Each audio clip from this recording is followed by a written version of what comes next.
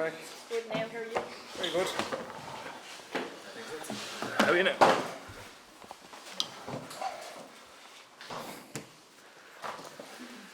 Okay, live content, we'll get underway and jump in there. Cian, I suppose, first question, what position are you going to play this week? Jesus, I don't know. I'll just take any position I'm given.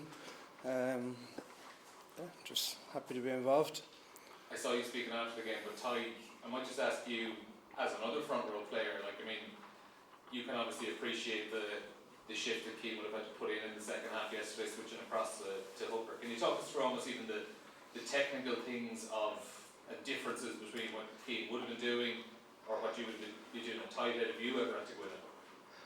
Cian's probably the best place to answer because he's covered all three at this stage. I think a hooker and a tight head are not relatively simple or similar, but more similar from a loose head to tight head in terms of chest position, head position, and etc. The way you kind of balance weight on both shoulders.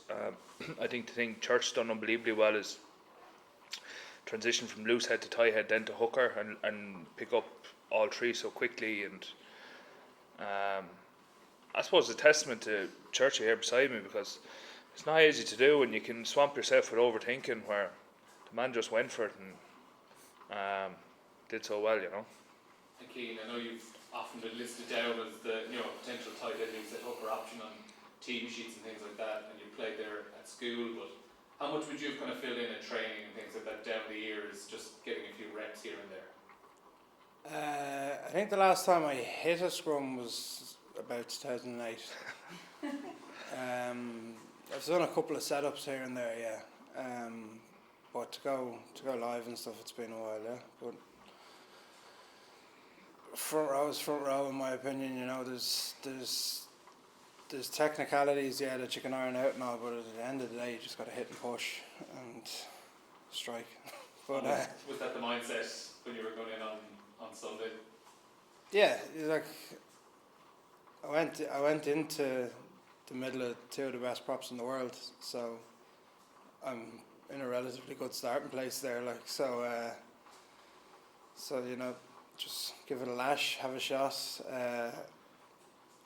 Nothing to lose, like I said. I don't mind if someone lifts me up out of the middle of the scrum. I can take that, but we ended up with 15 men on the field when we could have been with 14, and that's kind of greater cause stuff, so it's fine. And just Tadhg, my final question for you. You got back out on the pitch on Sunday in 65 minutes. Pretty solid shift, a pretty solid day's work. How was the body and how were the lungs after the game? Not good. Thought I could have pushed minutes out if I had to. Obviously, Tommy came on, but I felt good. Tadhg, can I just ask you about the occasion on Saturday more than just the match? Paddy's weekend, Ireland Grand Slam on the line against England. You played some big games, but this must be the biggest game of your career, is it? Well, I played a Grand Slam game in 2018 as well. At home in Dublin. Yeah, look, it's massive, and I think the occasion obviously adds to it from a player's perspective, or the dressing room. There's a bounce about it. It's all carrot, no stick for us, if that makes sense. But I suppose it's on us to play the game, not the occasion, at the same time. And I think that's probably at the forefront of our mind. And Cian, what about England getting such a hammer at the weekend? Is that something you could have done without? Done without, I don't know. You expect a bounce back. England rugby is very strong historically. In our area, they're a very strong pack.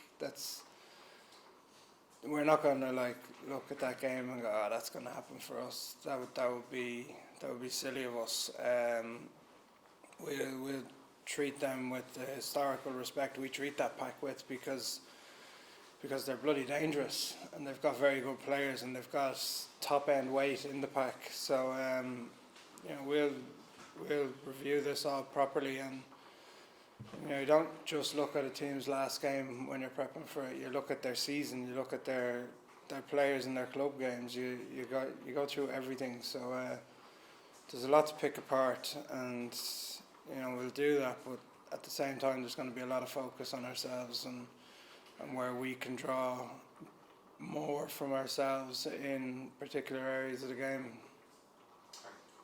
Lads, you both played in 2018, so you played in Grand Slam finals before. How do you prepare this week? Is it, do you treat it as another game, or do you embrace it and say, no, this is a massive game and we're going to enjoy the build up to it and the excitement and everything that comes with it? Little bit of both. Little bit of both, and I suppose, look, it's all on the line, and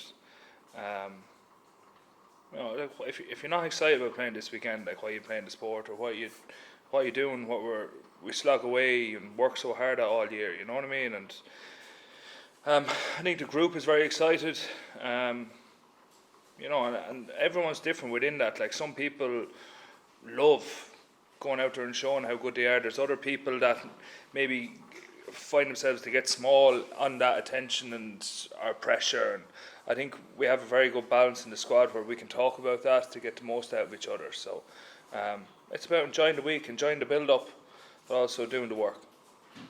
How much confidence do you derive from all the adversity that happened, losing players and decisions might have gone your way, and still coming through and winning well against Scotland? That's the game, though, isn't it? It's the game. Yeah, it happened. Great if it didn't happen, but you learn about yourself, and something we've talked about now for years, really, to be honest with you. And you can't really plan for it; it just happens, and you just got to deal and get on. What did you learn yourself about yourself? When Everything goes against you and you still perform, what do you learn about your team? just keep pushing hard. No, just the lads are calm. You know what I mean? How do we get through this? Yeah, this is the plan. Okay, don't blink an eye, and just trust. Just trust in the lads. Grand Slams are obviously very special, but how much more special would it be to do it in front of your family or friends, maybe players you grew up playing alongside? Do both of you? I mean, I'm sure you're sick of talking about it, but can you just try and encapsulate what it would mean to do it in Dublin and have everyone close to you there? I think you take that apart in a few separate areas. Like, there's play for Ireland in Dublin with family and friends there that you'll see after, that they'll see you show them what it means.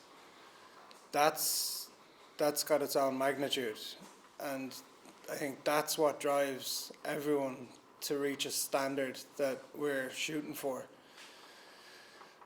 At the end of that, if we've done all of that, we get a great prize and we get an unbelievable celebration. But for us to do justice to everything that we train for and to play in front of family and friends on our home patch on the weekend that it is, I think that's such a huge drive for us. We accept what the end of it is, and you might have a Grand Slam and a championship, but you park that bit, and it's about performance and preparation for performance, and to know that your family have seen you show what this means to you and what it means to each other as a group.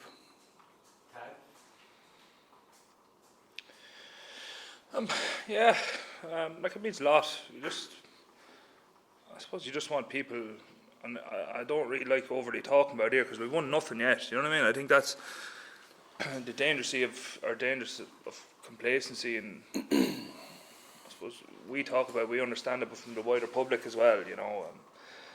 But it's just to show people, or you hope that, you know, us wearing a green jersey and playing well, that people can be proud to be Irish, that can associate with us. And I understand that everyone's not rugby people, and that's fine, and maybe not your rugby's not your cup of tea, but I hope that they can see through our actions that it means something to us, it means something to play for Ireland, no matter if you're, I don't know, within the island of Ireland, or you're an Irish living abroad, or whatever. Just to see that, you know, it means something to us, and hopefully they can be proud of us. You've both been around the squad for a number of years, and early in the tournament, I think Paul Connell and I think Brandon Driscoll's talked about this, and some of the former players have said that in the past, if Ireland went into a tournament maybe as the number one team in the world, big favourites of the tournament, there would have been a degree of embarrassment there playing it down. There seems to be a switch in mentality where a lot of the younger players have nothing but success. Have you guys noticed that it's now something that maybe the younger players just embrace, they relish, rather than maybe in the past Ireland teams would have shied away from? I think people are different. The younger people coming through the sport now are, as a culture, not as a culture, but you know, as people are a little bit different than definitely when church came through, but certainly when I came through too. Yeah. So they have that little bit more self-confidence about them. But it's not like number one in the world or not number one in the world. It doesn't really factor into our heads a whole lot. Every time you go out to the pitch, you have to prove something. We've worked very hard, and every time we take the pitch, we have to not only protect that, but try to keep growing as well. And Tadhg, does playing England in particular, or any weekend, add an extra edge to it all? Edge, occasion, you know, it's always, no matter when you play England, and some of the teams in November, there's an extra special, I always think, I'm not sure how you feel, but a buzz around the stadium. I think that's just the way of it, and it definitely adds to the occasion. And just with friends and family that already mentioned, what's it like to get tickets and to get everyone in there? Is your phone hopping with messages and calls trying to get there, or what's that side of things like? At this stage of my career, the people who get them know they're going to get them. A few stray texts, there'll just be a no, sorry. It's they'll know from weeks out that they're in line, and it all depends on selection. And if that's the case, then my ones that always come. What's it like for you, Tadhg? Yeah, similar.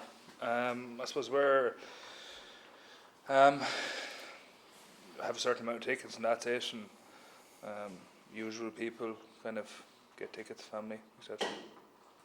And as a supporter, I know you spoke about before that sometimes coming in on the bus, you're looking out at the fans, wishing you're out there, that it's such an exciting day. This is probably one of those days that's going to be a big one for supporters. Yeah, huge, and it's the occasion. It's, you know, it's a big thing. It's a big deal, and I have to say they've been incredible.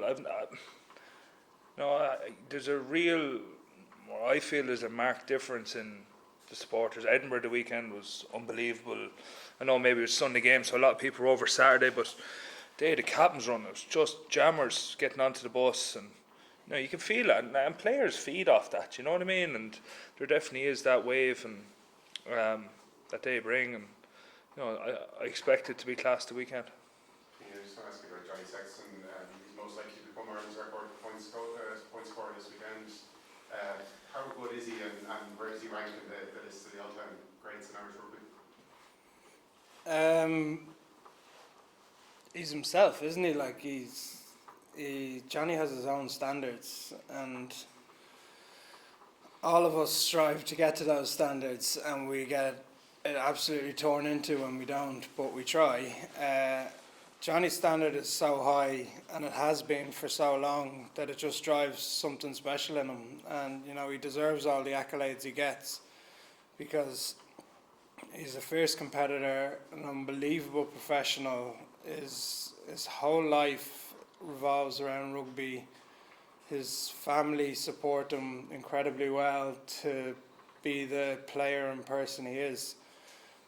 But I think he's very aware that team success is the most important thing, and that's the most important thing to him. He could take the points tally, and someone down the line will take it off him. But if he takes a victory the weekend, no one will ever take it off him, and it's something that belongs to him in a special group. That's the sort of thing that's going to drive Johnny. And you know, he lives for that successful feeling after a game. The Johnny you see after a game is the most enjoyable Johnny to be around. It's a different person. It's class. So you know, if anything's going to make me play better, it's to get to meet that Johnny for a while. Okay, guys, we'll leave it there. Thank